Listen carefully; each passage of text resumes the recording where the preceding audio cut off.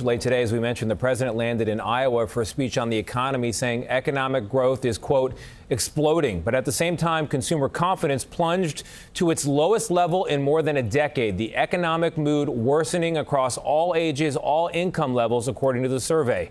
And the president is dealing with new fallout on Minnesota, as our Ed O'Keefe reports tonight. Ed, good evening.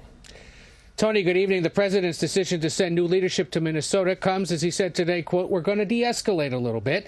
And as the calls for Secretary Kristi Noem's ouster grow, he's trying to put the focus back on a top voter concern.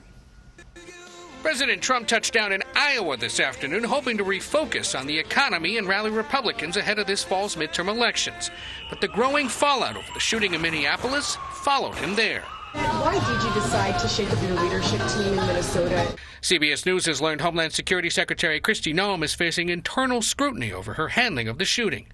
After a 2-hour Oval Office meeting Monday night with the president, Noem will no longer oversee ICE operations in Minnesota and refocus on southern border security and FEMA.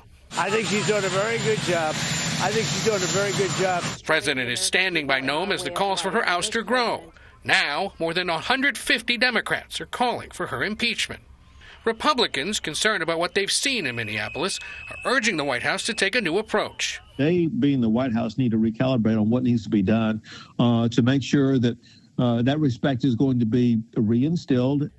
Kentucky's Rand Paul and at least a dozen other Senate Republicans are calling for independent investigations.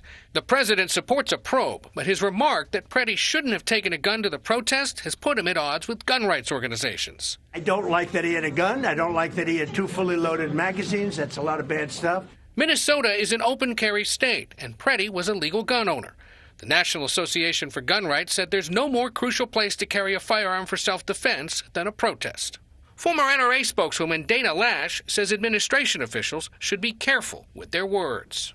Simply approaching law enforcement with a firearm isn't indicative of ill intent, nor is it a crime. And in yet another example of the growing anger among Republicans, North Carolina Senator Thom Tillis tonight says the incompetence of Secretary Noem and the president's deputy chief of staff, Stephen Miller, who oversees immigration policy, have, quote, destroyed the Republican Party's advantage on immigration ahead of the midterm elections. Tony? Ed, thank you very much.